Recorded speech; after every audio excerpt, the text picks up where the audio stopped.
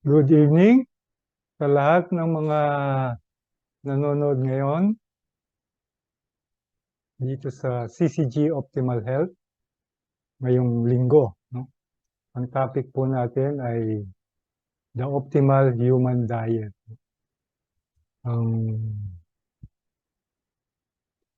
Every Sunday po ito yung health topic natin dito sa CCG Optimal Health. No?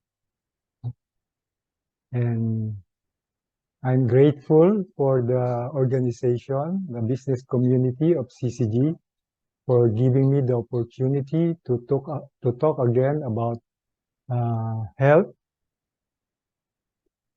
For without this community, hindi po ako makakaharap sa inyo ngayon dahil ako po ay isang doktor na parati lang sa clinic, no? Because of the community, I was able to transition myself to become at least a public speaker, no? Especially ngayon sa Zoom, no? In the confines of a small room dito sa bahay.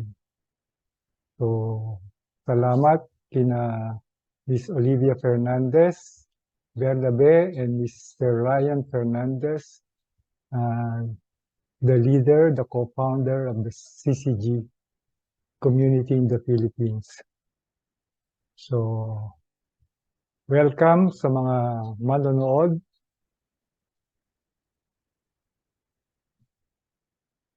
From all over the Philippines, sa Facebook man at dito sa Zoom.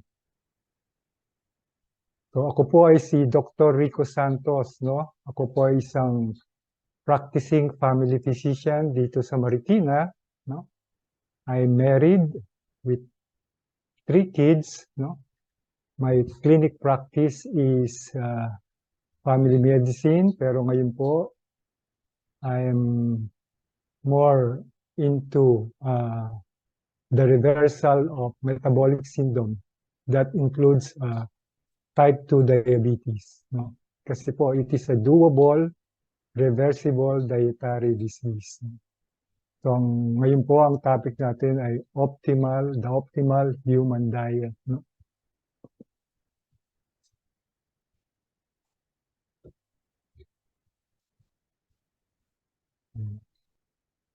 So, ang isang scientific journey is filled with doubts and questions that are necessary to seek the truth, no? Maaring sa ngayon, itong current na information na emerging, pero in the near future, maaring magbago yan. So, kaya dapat tayo ay sumusunod sa mga pagbabago, especially with the current nutrition science that is emerging. No? Hindi dapat tayo inflexible. Hindi dapat na yung dogma is inflexible. No? Dapat tayo ay sumusunod sa mga pagbabago. No? And balance and self-doubt should be a necessary component of a health or wellness practitioner.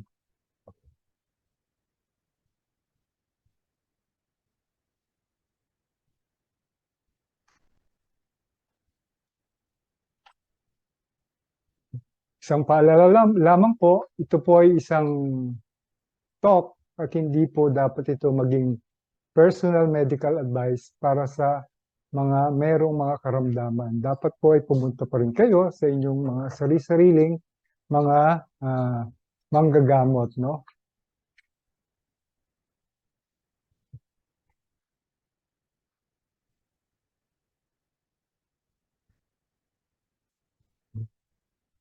Ako po ay isang family physician in clinic practice, a virtual learner, a wellness and health, optimal health educator, and most especially a messenger of hope to people with the metabolic syndrome, especially diabetes.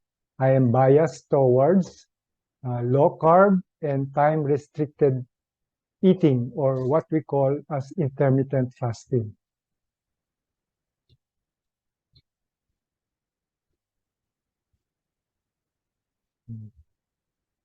Ang talk na po ito ay isang amalgamation of the talk by Dr. Nader Ali. Isa po siyang practicing interventional cardiologist sa Texas, no?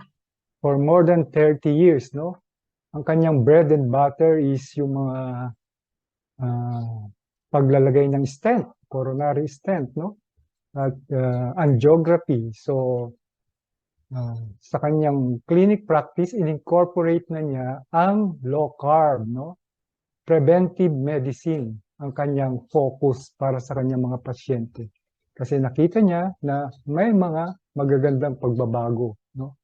Na hindi na kailangan ng mga intervention, no? Tulad ng ginagawa niya, paglalagay ng stent, no?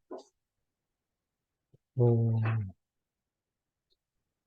at ito rin po ay isang kasama po sa topic na to, yung mga napulot ko po sa documentary ng The Perfect Human Diet, no? It is an unprecedented global exploration for a solution to our epidemic of overweight, obesity, and diet-related diseases, no? Number one killer po yan sa Amerika, no? Hindi tayo nahuhuli, ang Pilipinas, no? This film by broadcast journalist C.J. Hunt bypasses current dietary groupthink, no? By exploring modern dietary science, previous historical findings, ancestral native diets, and the emerging field of human dietary evolution, revealing for the first time the authentic human diet, no? Finally, we can see that our species truly needs for optimal health and are given a practical template based on scientific facts, no? So, meron din po mga napulot din dun sa mga whole foods plant diets, no? So, ito po ay isang amalgamation, no? I hope I can do justice to those talks, no? So, ito pong dalawang scientists, doctors na ito ay stalwarts in the nutrition field, no? Si Dr. Weston Price, he's a dentist practicing in Cleveland in the 1900s. His 10-year study of tribal groups around the world caused him to be referred to as the Charles Darwin of nutrition. His travels and observations also led him to the answers he sought, no? Dr. Price noted that diet was the cause of the good health of these tribes. He also observed that those members of the tribes who embraced modern diets suffered the ills of the modern world. Dental caries, cavities, crooked, crowded teeth, and other physical degeneration, no? Ito po yung kanyang libro, The Nutrition and Physical Degeneration. Primitive nutritional wisdom, the traditional diets studied by Dr. Price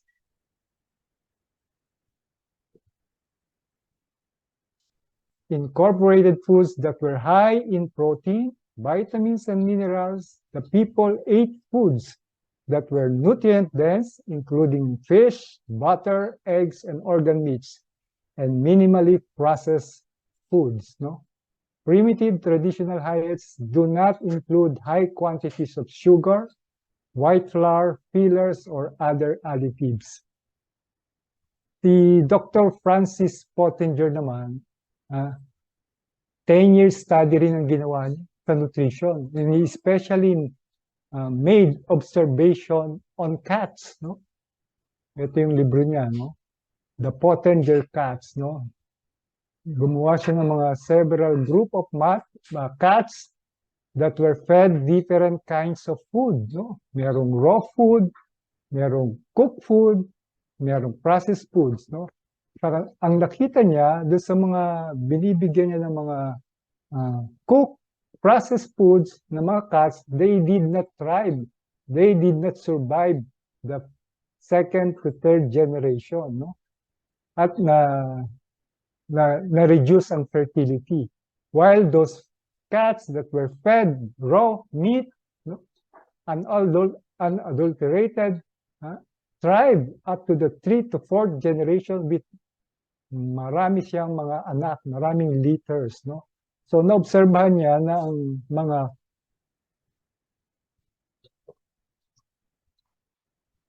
pagkain na makats pagka based on real food, they thrive, no? At nakita rin niya ito sa mga tao, no? When fed traditional diets containing raw and processed meats, milk were stronger and more active, disease-free, and socially well-adjusted cats. No? The findings mirror the discoveries of Dr. Price in his studies of human tribes who maintain traditional diets. Humans and animals alike need the nutrients provided by consuming a variety of minimally processed meats, vegetables, and dairy products. Ito naman po si Professor Kerin Odeya, no? Isa siyang university professor sa Australia, no? At nakita niya, meron siyang ginawang group, no, of individuals na previously living in the outbacks sa Australia, mga aborigines, no? Na nung nasa cities na sila, they became obese, have sickness, diabetes, etc. No? So ang ginawa niya, kinausap niya itong mga individuals na to and she made them go back. No? She enlisted them to go back into the outback and live on their traditional diet of fish, game, fiber, carbohydrates from yung mga nakikita lang nila na growing on the outbacks, no? So, ang nakita niya, malaki ang improvement. Nawala yung mga diabetes, they lost weight, even without exercise. No? So, the traditional diets observed by these esteemed researchers produce healthy individuals, no? With healthy teeth, bodies, healthy minds, and healthy children in the peoples they studied. So ito ang mga variables, no, that we have to consider for an optimal human diet. No? Yung tinatawag na expensive tissue hypothesis, especially the brain, yung cognitive buffering, yung digestive anatomy and specialization, yung stomach acid requirement, the pancreas ability to handle glycemic load and high glycemic food, the fermentation capacity, and our capacity to neutralize plant toxins, at saka yung mga microbiome requirements, yung mga bacteria sa ating intestinal flora.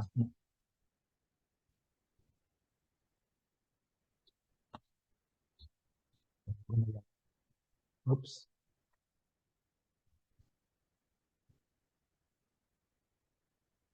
If you go back to evolution, hominids, ito po yung mga brain size ng mga hominids, no? From the past 2 million years, no? So nagkaroon ng threefold increase ang cranial capacity over the past 2 million years. Ito po yung Australopithecus robustus. Ito po ay isang herbivorous primate-like hominid, no? Herbivorous pa siya, no? And then dahil sa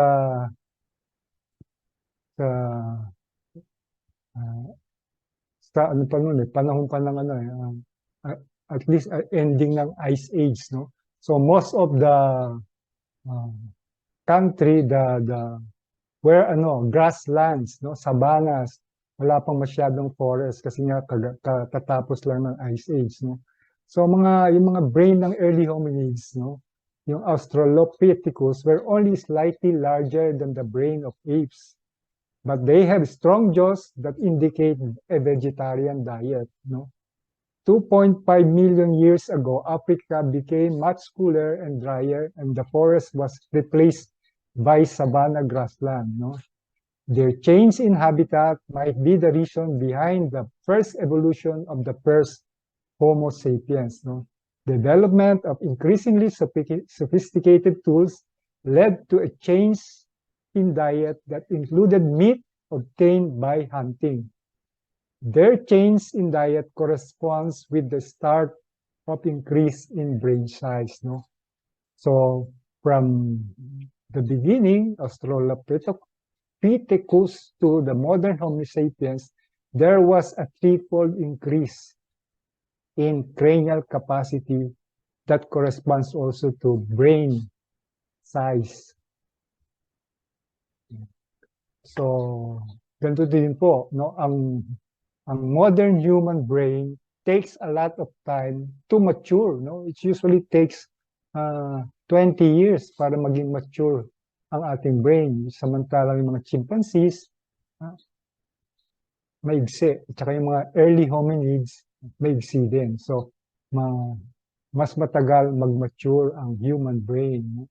Yung development ng ating brain.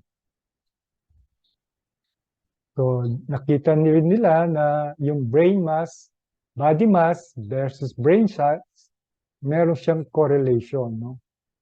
So, sa humans, 4.8, and yung closest primate is 1.9, meaning we have a larger brain in proportion to our brain size, to our body size. So, ito po yan, no? Ayan, primates. From evolution, we evolved from primate-like beings, no? Until modern man, no?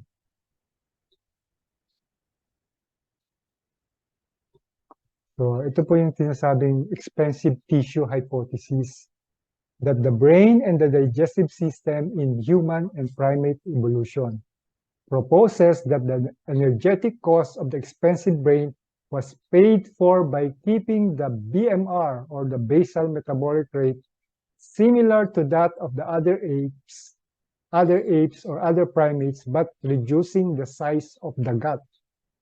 The reduction in gut size was compensated by a higher dietary quality and increased absorptive capacity of our intestines. So, ito yung humans, lumaki ang brain size, samantalang ang mga primate, ganun pa rin ang brain size nila. At napakalaki ng kanilang gut compared to ours. So, nagkaroon ng compensation, na-maintain yung basal metabolic rate, pero mas maraming nakukonsume na energy ang ating brain kesa sa primates, no?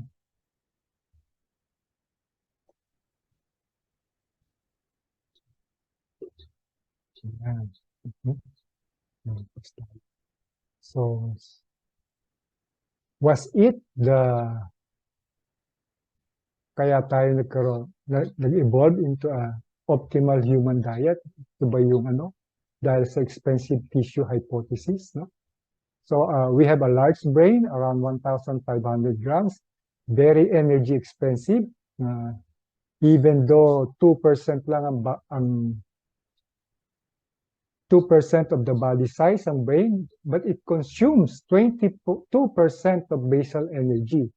So our small intestine is around 60% of the digestive system by volume. But it is ideal for the absorption of food that is macro and macronutrient dense and volumetrically concentrated, no? Meaning, even if konti yung nakakain natin, mas dense siya, nutrient. At kahit maliit, no, mas marami tayong nakakain in terms of energy consumption, no? So ang colon natin is 15% lang ng digestive system, limited na ang fermenting capacity. We have some inability to absorb important micronutrients like vitamin B12 and K2, no?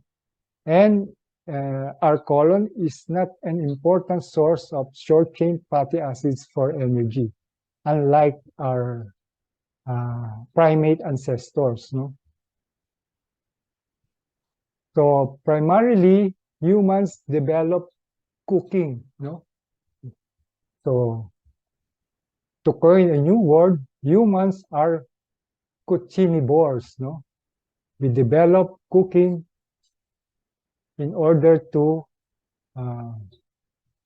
get more from our food, no? So dahil sa cooking,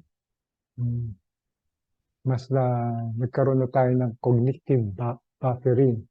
At yung digestion natin is externalized na, no? Hindi na yung buong gut natin na nagpa-process ng food, no?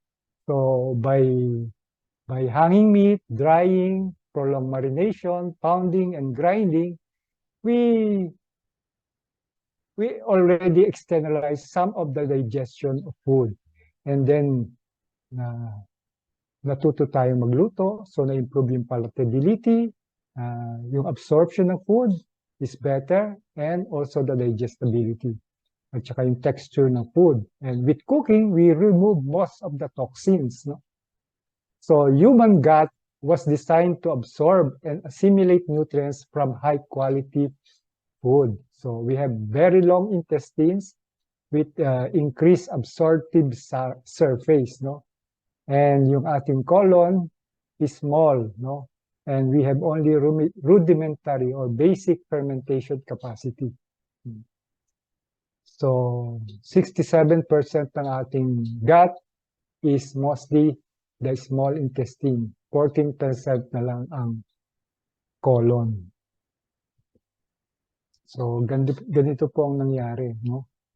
So with higher diet quality from cooking, no, we increase our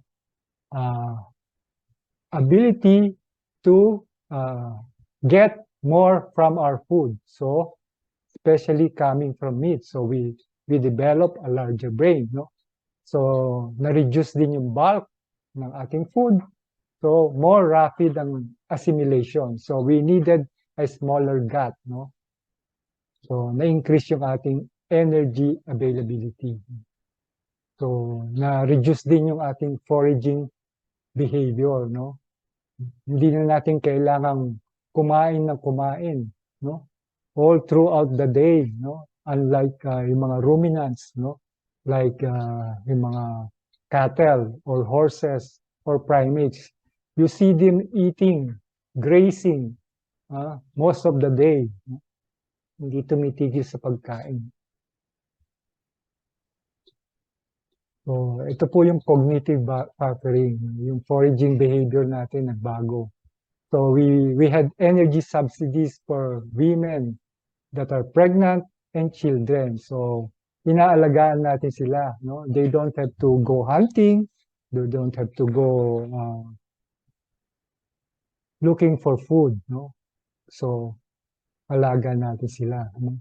And we became more sociable, naging social being ang mga tao, no? So, nagkaroon ng presomatic digestion and neutralization of toxins and also microbes from food, no? Due to cooking. Yan po kaya po tayo nagkaroon ng, yan po ang mga benefits and requirements of a large brain, no? So dahil sa expensive in terms of energy, ang ating brain, nag-increase yung basal metabolic rate, no? And allocated sa reduced gut size via specialization, at yung ating movement naging bipedal na, hindi na tayo naglalakad sa apat na paa, no? So mas ano siya, mas energy cost effective, no? Kasi it takes a lot more energy to move on 4 legs. So yung ating reproductive system din, nagkaroon ng pagbabago. No? So na-reduce yung birth intervals. No? Yung humans, no? Usually have only 1 litter. Isa lang ang anak, bihira yung nagiging twins or multiple births. No? Mas malaki pag ipinanganak ang humans and longer ang ating reproductive lifespan. No? And longer din yung gestational period, no? 9 months. No? So to feed the brain, kasi nga napaka-expensive energetically ng ating brain, no? We need to increase the basal metabolic rate of the brain, no? So reduce expenditures on other tissues. Ayan sinabi ko kanina, bipedalism and reduce reproductive energy. No? Ang metabolic cost kasi ng brain is around 11.2 watts per kilogram, whereas the rest of the body is only 1.2 watts per kilogram. So, napaka-expensive to maintain ng ating human brain. So, ganito po ang mga herbivores, no? Kaya hindi natin masasabing herbivores ang tao, no? Adaptations have occurred in different animals to make fermentation more efficient. There are actually 2 types of herbivores, yung foregut fermenters, mga ruminants, yung cattle, goat, no? Yung hindgut fermenters, yung mga gorilla, primates, horses. Ruminant cattle, deer, goats are unable to digest plant material because they lack enzymes to break down cellulose in the cell walls, no? Digestion in ruminants occurs sequentially in 4 chambers. Plant material is initially taken into the rumen, where it is processed mechanically and exposed to bacteria that can break down cellulose, and then pass on to the reticulum, which allows the animal to regurgitate and reprocess particulate matter more refinedly, then pass to the omasum. So, ang daming pinagdadaanan ng grass. Dito pa lang, sa umpisa pa lang, sa foregut pa lang, meron na siyang fermentation. The mass is finally passed to the true stomach, the abomasum, where the digestive enzyme lysozyme breaks down the bacteria so as to release nutrients. Use of plant material is thus indirect, with primary processing by the bacterial flora maintained in the stomach. So, napakaraming dinadaanan ng pagkain ng mga ruminants. No? Ganun din ang hindgut fermenters. Kanya lang, opposite naman, ang pinakamalaki yung sa hindgut, yung colon nila ang malaki. And this is where primates, gorillas, chimpanzees belong, no? So, fermentation kasi ang primary process nila to get energy from their food.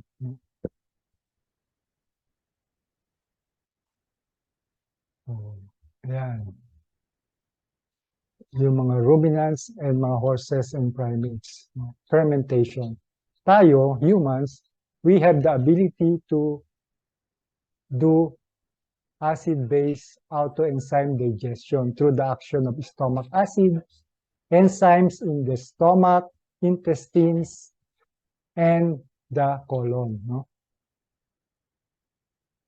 So, napakahirap kasi i-digest ng cellulose. No? Grass is cellulose. No? Wood is cellulose. No?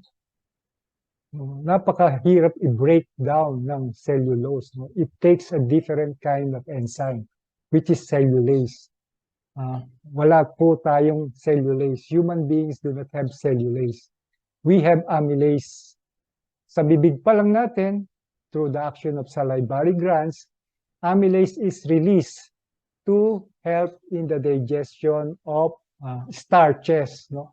Starches kasi weak ang bond niyan. Madaling ma-digest through the action of amylase.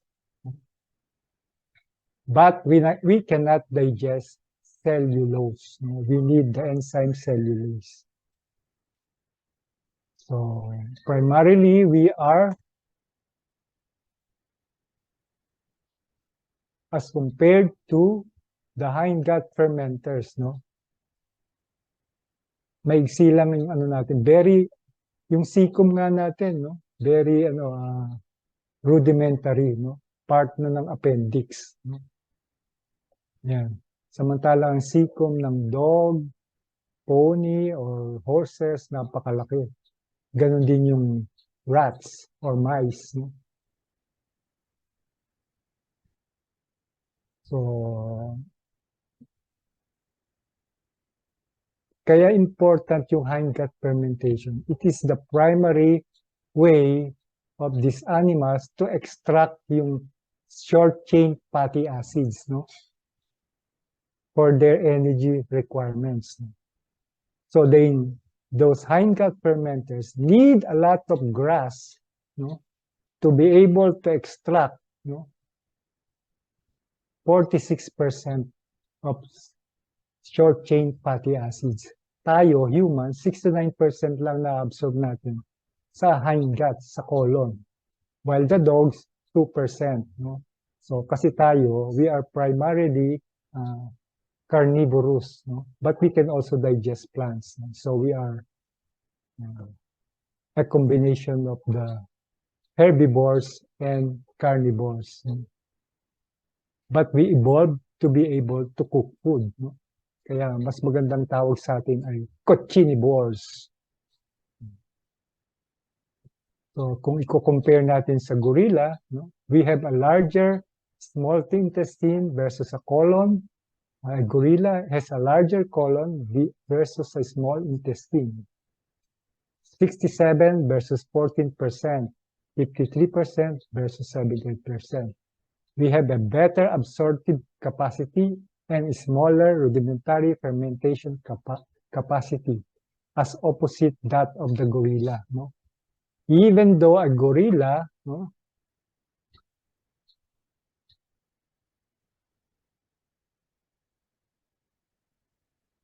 is a hindgut fermenter, is really a big animal, no? Bigger than a human. So, kailangan niya kumain ng marami para maka-assimilate ng energy. No? Ganun din yung mga cattle. No? They are big animals. No? So, they need a lot of food. No? So, yung mga nakakain nilang grass, no? They are transformed into short-chain fatty acids. No? Fats converted from grass, from cellulose. So, ito po ang foraging and eating behavior of primates other than Homo sapiens.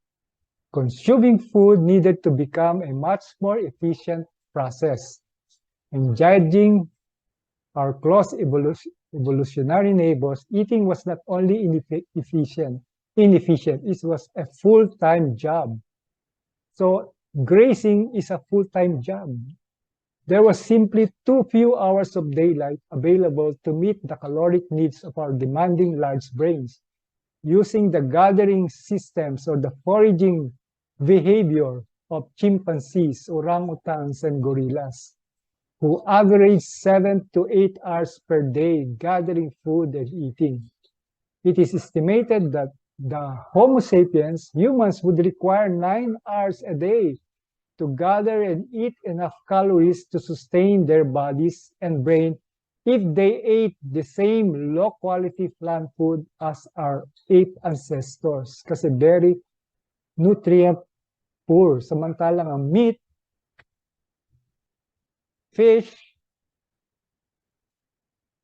ay nutrient and energy dense. So you need only a small volume to get that same amount of energy. So eating less.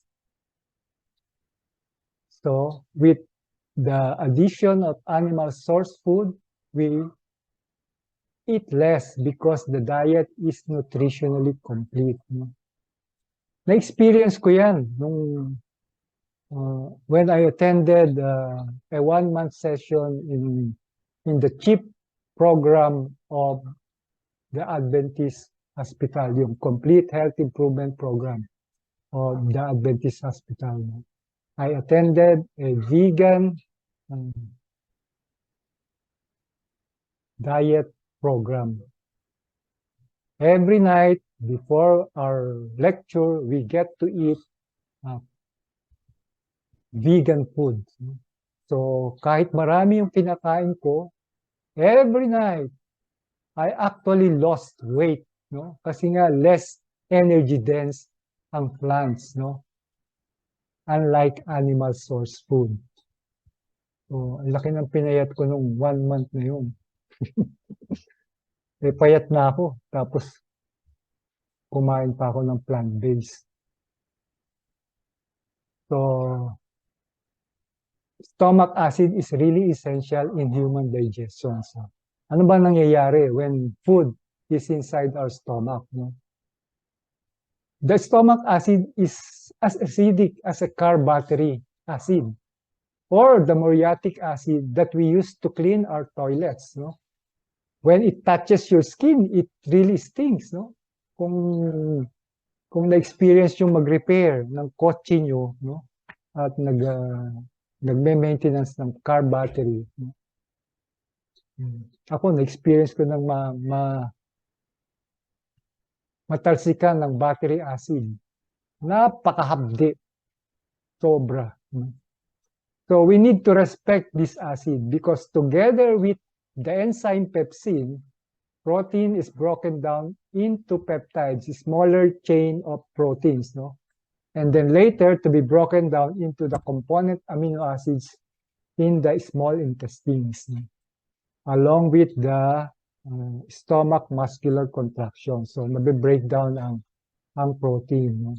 Kaya kailangan ang stomach natin ay acidic. Hindi siya dapat alkaline. No? From a stomach acid, from the stomach that is really very acidic, yung ating small intestine naman is very alkaline. So malaki ang pagbabago doon. So, and we don't feel the acid of the stomach kasi there is a mucus secreted by the stomach epithelium, no? Para hindi natin maramdaman yung sting ng acid, no? And it also protects us, the lower esophageal sphincter between the esophagus and the stomach protects us from the acid of the stomach, no? It only closes when there is enough acid in the stomach. Kaya rin po nakaka-experience ng sinatawag na heartburn or GERD, no? It's actually because of less acid in the stomach. There's not enough acid in the stomach to stimulate the sphincter to close. So pag open siya, we feel yung pag nag-overflow yung acid, we feel the acid. Kahit na reduce ang acid ng ating stomach. We feel it kasi open yung sphincter. No? So the solution there should be to give more acid actually to the patient, not to give yung mga antacids or yung mga PPIs, yung mga omeprazole, esomeprazole, etc. No? Dapat lang yung gagamitin pagka merong ulcer. No?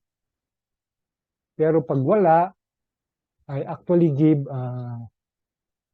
apple cider vinegar to improve the acidity of the stomach in order for the protein to be properly digested. No? Kasi pagka kulang ang acidity, nagkakaroon tayo ng malabsorption ng protein. And the B12 also. And also reduce yung mineral bioavailability. So magkakaroon tayo ng mga deficiency. So kaya nga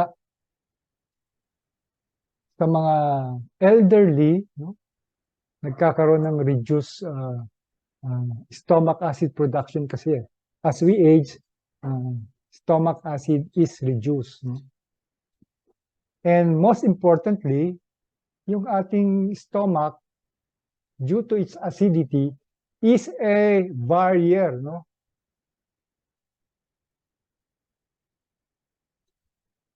Because when you take in food, and if you have no acid in the stomach, then here, bacteria can grow. And then it will go up, go into the lungs, and cause pneumonia. Or the bacteria will increase in the small intestine, which leads to what is called yung SIBO, or small intestinal bacterial overgrowth. That is detrimental to us. No? Ito pala yun, yung from the book, Why Stomach Acid is Good for You. Because as you get older, the stomach acid goes down. No? So in the elderly, this is a problem because of sarcopenia or muscle wasting. That is very common in this age group. Kasi nga kulang ang protein absorption ng mga elderly because of reduced stomach acid secretion. And also might be due also to the use of antacids and PPIs, no? Yung mga omeprazole. Kasi karamihan ng mga elderly, merong mga arthritic pain, no? So commonly prescribed sa kanila ang mga gamot pang arthritis na kino-cover up naman yung side effect na hyperacidity, kaya binibigyan ng mga antacids and PPIs. So lalong nagkakaroon ng problema sa protein malabsorption. At kaya din very important ang cooking kasi when we are eating raw vegetables, it is mas mahirap ma-absorb, no? Ang food, no? Even meat, mas mahirap ma-digest, no?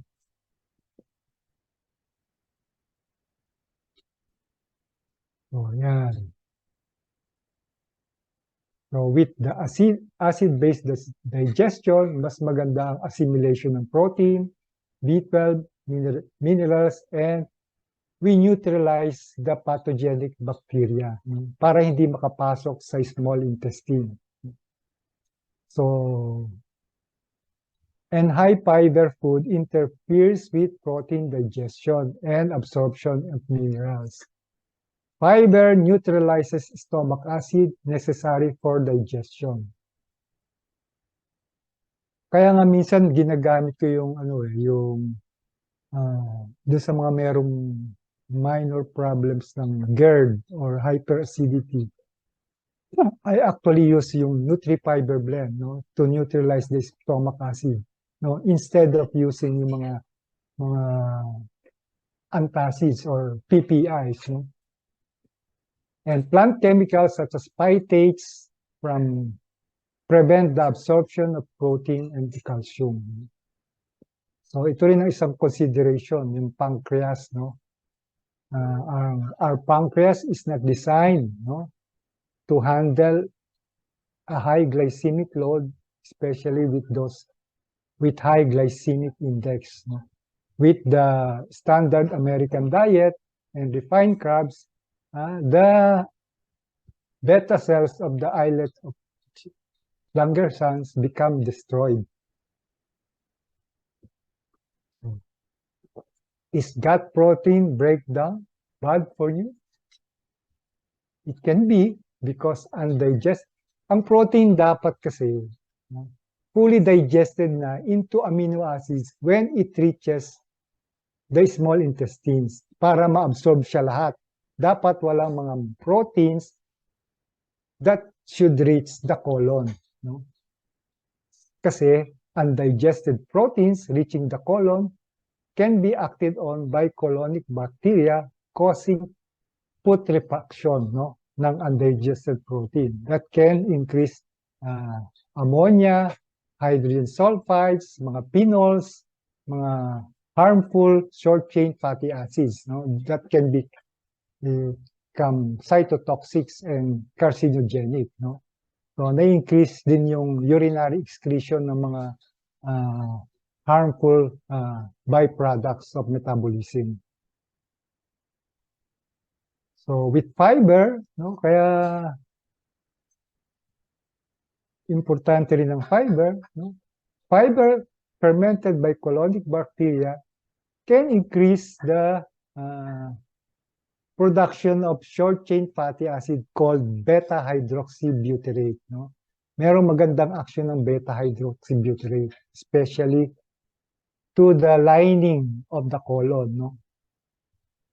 It helps in the repair of the lining of the colon. And also beta-hydroxybutyrate, when absorbed and it reaches the brain, it can also help in the energy utilization of the brain. Ketone yun eh. Ketone ng beta-hydroxybutyrate.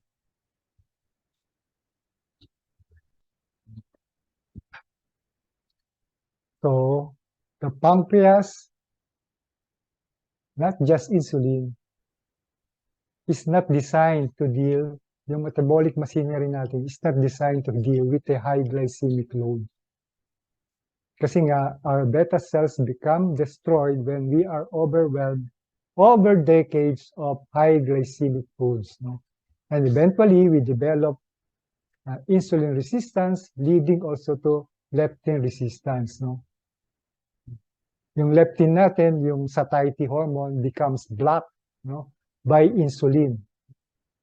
So, when the fat cells secrete leptin, it does not get to the brain. The signal does not get to the brain. So, ang signal, so walang signal sa brain to stop eating. So, ang nangyayari, vicious cycle of cravings and eating, no? So, ang response, increased appetite, mabagal ang metabolism, weight gain, leading to the diseases of civilization, diabetes, hypertension, cardiovascular disease, dementia, and even cancers. So, eto, siningit ko lang to, no?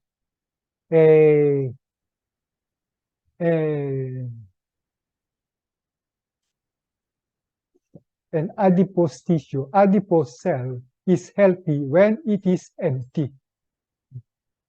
Ang fat cell is only healthy when it is empty.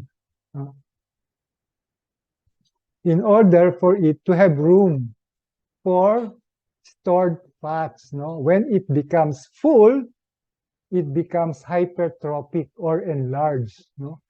And some of them become necrotic. Yung adipocyte, nagiging necrotic. And when they become diseased, nagkakaroon ng mga unhealthy expansion. No? Pero why are some people so big already, no? So obese, but they still don't have diabetes, hypertension, no? Etc. No? Napakalaki nila, pero they still don't have those disease. No? Kasi there is also such a thing as hyperplastic adipocytes. Meaning, instead of enlarging, they multiply.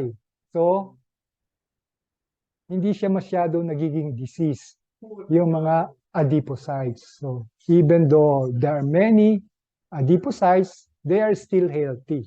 Kasi they have not enlarged enough to become necrotic. So, ganun lang nangyayari sa mga obese individuals that are so big, but they still don't have those diseases. No? Very rare yung individuals na ganun. No? Most individuals nagkakaroon ng necrosis sa adipose tissue. No?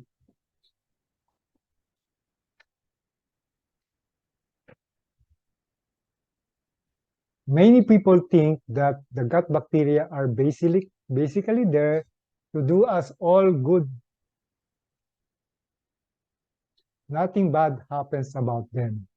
The more they are, the better it is for us. But not so. No? Most of us call them symbionts, no? Which means they are helping us. The better term would be pathobionts, no? Which means that their role is there to help us, but they can also cause harm to us when the balance is disrupted. Why are the bacteria or microbiome necessary? Because these bacteria in our stomach, intestines, and colon make our cells ready to fight invaders. And the way they do that is our defenses, no? Yung mga lymphocytes, antibodies, and when they are properly activated or primed, para tayong merong standby na army to take action once invaders set in. So, dapat merong balance, no? Pagka na-disrupt yung balance, it can also cause disease. So, merong interaction between the enteric bacteria and the mucosal immune system. And it is not a passive existence. It is characterized by constant dynamic interaction between the highly dynamic competitive bacteria, and our gut lining is adaptive and in constant renewal. No? Nagre-renew yung lining natin, hindi yung parating ganun. It renews itself every day. So we have a repair mechanism, and the microbiome is critical to maintain the epithelial barrier so that our defenses can mature.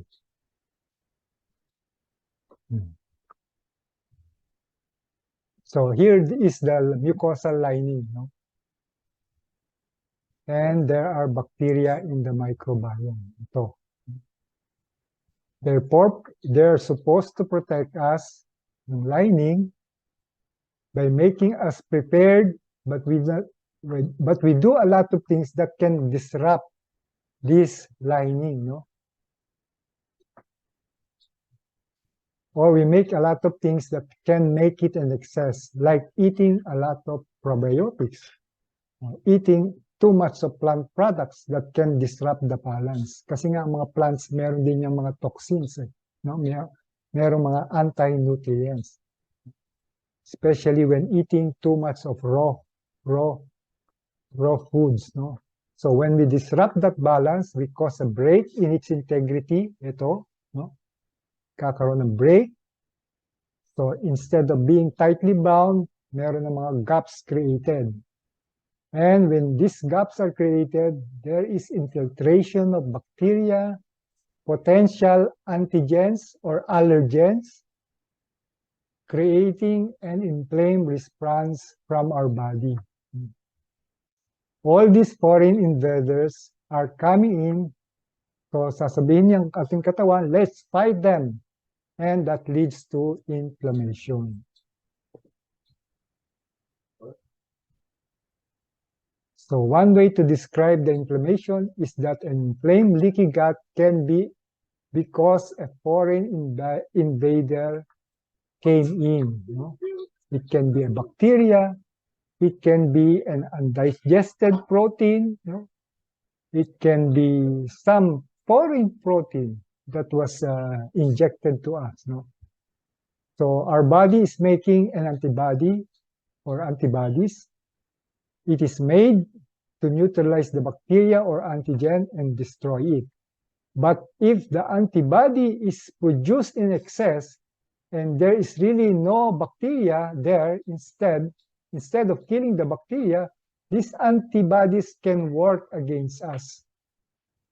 It can destroy the beta cells of our pancreas, causing type 1 diabetes, or can also damage our nerves, causing multiple sclerosis. And it can cause other multitude of autoimmune diseases, no? When our immune system becomes overactive due to a foreign substance. So, ito na. So, remember gluten from eating wheat, barley, and oats, no? Merong gluten yan, yung mga grains na yan. No? So, how many of you have heard of gluten? That it is not good for you. No? Do you know why? It's because gluten initiates a cascade that makes sonulin, this protein, no? The lining of our intestinal mucosa are tightly bound. Walang gaps. The sonulin produced when we eat gluten loosens them and a gap is created, making all this foreign material easily entering and causing an inflammatory response. So parang merong war occurring in our body. No? A process like this is not only capable of defending us, but when it is long-term and chronic, it is harmful to us. No? So sonulin can create these diseases, yung celiac disease, type 1 diabetes, inflammatory bowel disease, even coronary disease, no? And other chronic inflammatory diseases. So, ang plants, no? Plants have anti-nutrients, no? Yung red beans, pag hindi yan nalutong maigi, or eaten raw, it can cause these symptoms, no? Yan, abdominal pain, diarrhea, vomiting, etc., etc. Yung kasaba, pag hindi nalutong maigi yan, meron din toxin yan. Yung seed ng apple, may toxin yan, dahil dapat hindi kinakain yan. Merong cyanide yan, yung apple seed. So any food is not actually defensive. They are not completely defenseless, no? Meron silang anti-nutrients that they created, no? So that animals actually respect them, no? So may mga animals, they respect certain plants, hindi nila kinakain yan, no? Marunong. And our ancestors actually learned that, no?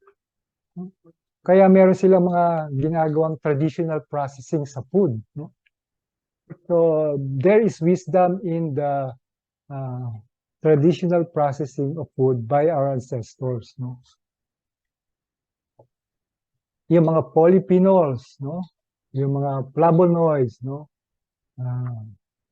They can actually cause precipitation of proteins, no? So they can also disrupt the absorption of protein if they are taken together, no?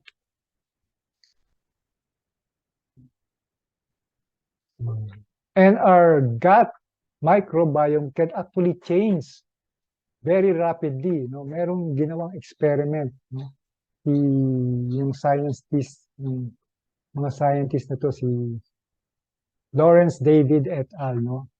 In 5 days, they changed the diet from a totally whole plant based to animal source food, no? In 5 days, malaki ang pagbabago.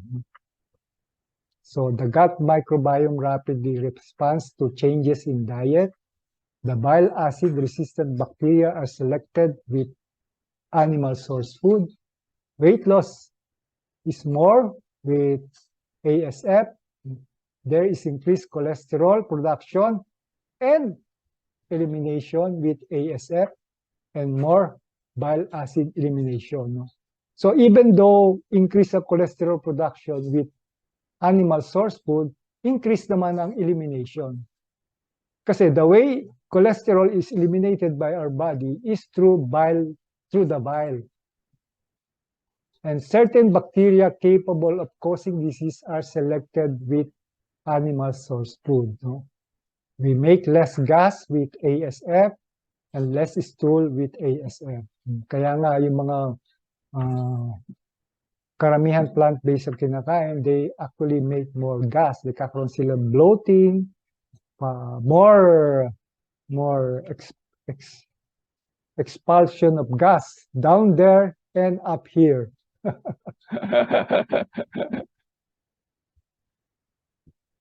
So they also move more, no, yung mga plant-based eaters, no. So ganito nangyayari, no, with protein fermentation sa gut versus fiber fermentation. So mas maraming protein ang nakarating sa gut, merong mga napoproduce na mga ketones that can be harmful, no. Itong mga in dark brown, no?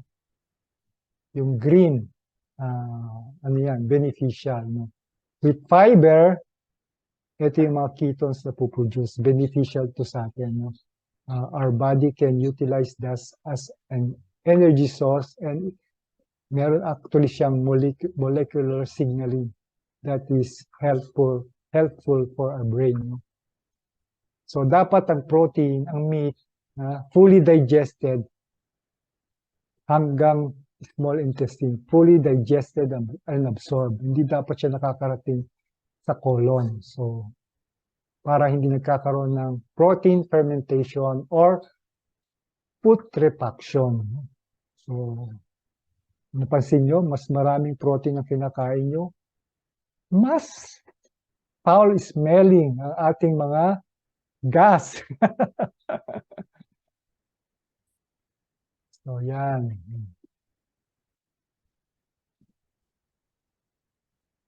So, hindi lang food ang important, no, sa optimal human diet. Meron ding impact ang intermittent fasting. Kasi humans evolved na hindi kumakain mayat maya, no? We evolved eating in short periods of time. Merong periods na wala tayong kinakain, no?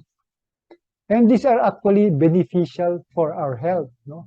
And prevents diseases, no? Nag-increase yung synaptic plasticity, enhance yung cognition ng ating brain, more stem cell production, no? Reduce yung inflammation, no? Yung repair ng ating brain na enhance, no? Sa hippocampus and yung memory association. And less increase yung parasympathetic tone, no? Yung parasympathetic tone, yung relaxation yan, yung relaxation mode. So lower ang blood pressure, reduce ang heart rate, yung heart rate variability, much less. So mas relax tayo with pagkasama yung intermittent fasting. So improve din yung insulin sensitivity, more ketones produced, enhance ang autophagy in the muscle, no? Reduce yung fat cells, yung emptied, no? So when we do intermittent fasting, our fat cells become empty, no? An empty fat cell is a healthy fat cell, no? Sabi ko nga kanina, no? So we mobilize yung fatty acids natin for energy, no? So reduce yung inflammatory response natin with intermittent fasting. So yan. Ito pa mga reduce glucose. So normalize ang blood sugar natin. Insulin sensitivity improves. Leptin, satiety hormone improves. Total cholesterol. Yung C-reactive protein, yung measure ng inflammation is reduced. Yung hindi ko matanda ibig sabihin. Yung TNF-alpha, a measure of parang cancer factor yan, no? Yung IL-6, markers of oxidative stress. IGF-1 is insulin growth factor. So pag-increase yung IGF-1, we are more prone to abnormal growths, no? So, increase yung beta-hydroxybutyrate. Yan yung specialized ketone food ng ating brain, no? So, ang ating brain then has a decreased resting heart. Did you know that our heart actually uses more of ketones than glucose? No? Most of our energy of our heart comes from ketones. No? So decreased resting heart rate, increased heart rate variability, decreased blood pressure. So this is the optimal human diet. So malapit na tayong matapos. Huwag kayong mag-alala. Lagpas na pala ako sa oras. So, yan. Dapat ang carbohydrates natin comes from vegetables, some vegetables, high-fiber vegetables, and some fruit, some fruit. And organic whenever possible. Have them at every meal. No? Wag lang masyadong marami. No? So that you do not go bloating. No? So avoid yung mga grain products na na-increase yung yung mga starches, no? Like bread, bagels, no? Rice, corn, etc. Yung proteins natin should be from healthy sources, no? Animals that are fed a natural diet like grass-fed, pasture-raised, no? As much as possible, no? Siyempre, we have to be realistic. Hindi naman lahat tayo can afford organic foods, no? Nuts, avoid yung mga feed-lot animals, no? Avoid yung mga farm-raised fish, no? So always go for wildly caught fish, no? Kaya nga maganda nang mas mag-supplement ka na lang ng omega-3 kaysa yung mga wildly caught fish. It's actually cheaper, no? So healthy fats from butter, coconut oil, lard, tallow, no? Animal fats are actually healthy fats, no? Avoid yung mga highly processed vegetable seed oils, no? And also yung margarine, yung mga shortenings, no? So in summary, dapat ang ating meal diet is predominantly animal-based pero moderate ang protein, no? Para hindi nagkakaroon ng protein putrefaction in our colon, no? Fasting is an essential component of the diet so that we can maintain yung empty fat cells, no? So minimize dapat ang starches kasi mahina ang ating pancreas. Ito is not designed for a high glycemic load. Fiber is perhaps necessary, but we should steam or cook it before consumption. And syempre, not everybody is the same. So, merong mga individuals that we have to take into consideration yung kanilang mga lactose intolerance, yung toxicity nila sa toxins, yung mga adipose tissue functions, at meron din mga tao na, especially those with autoimmune diseases, that actually thrive on a wholly carnivorous diet, no?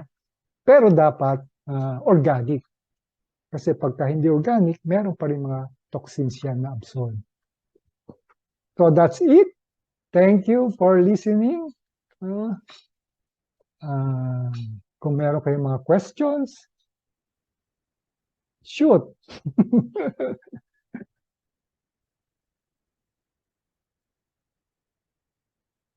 So, I think meron ding breakout session kung meron kayong mga invited guests, no? Saan ba yung dito? Chat group. Chat. Hindi ko nakikita yung chat.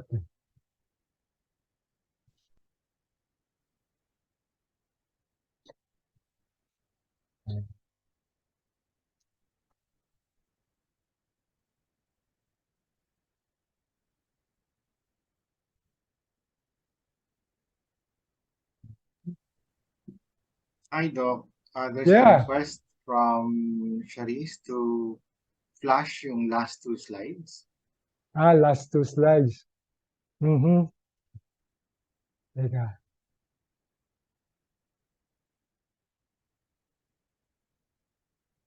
Ito, yan, optimal diet. Ikalisin natin yung chat. Yan.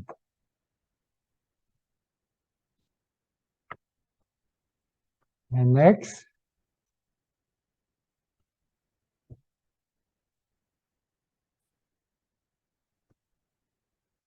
Ay, mag-post. Yan.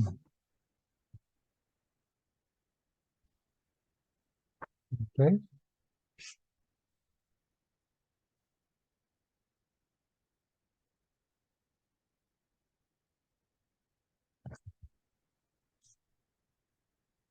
For the elderly, ito pala may questions eh. Meron pa bang time to answer a few questions? Yes, yes, go ahead. Ito may question si Mocha. For the elderly, what's the best way to increase stomach acidity? Yeah, as I said, I actually prescribe apple cider vinegar. No? And also, there's actually a supplement called betaine HCl. Available yan sa mga supplement store. No? Acid yun talaga. No? Betaine HCl. It can be capsule form. No? For a start, ang ginagawa ko with apple cider vinegar, siyempre pag hindi sanay, no? I usually start with 1 teaspoon in a glass of water before every meal. No? Remember, it should be diluted in a glass of water. No? Don't take it na yung 1 teaspoon lulunukin mo, pure. No? Dilute it with a glass of water.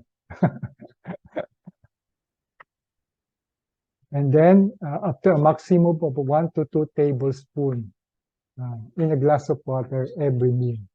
So usually nag-i-improve ang mga symptoms nila of GERD, no? Nawawala yung hyperacidity. No? Baliktad, no? Sa pangkaraniwang tinuturo namin nung araw, no? Nung araw, ano rin ako eh. Left and right, prescription of antacids and PPIs. But due to the nutrition learning, using food as medicine, I learned the opposite.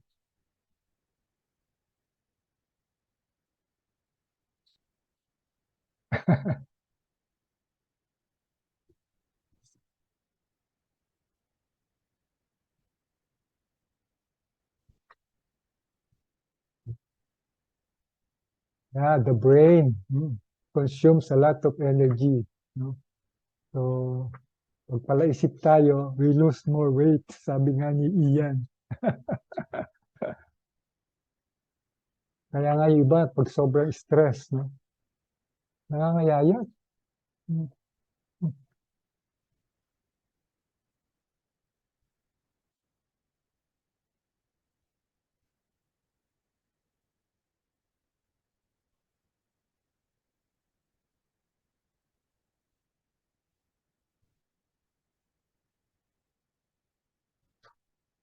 Wala nang other questions? The latest one, Doc, in the latest chat, so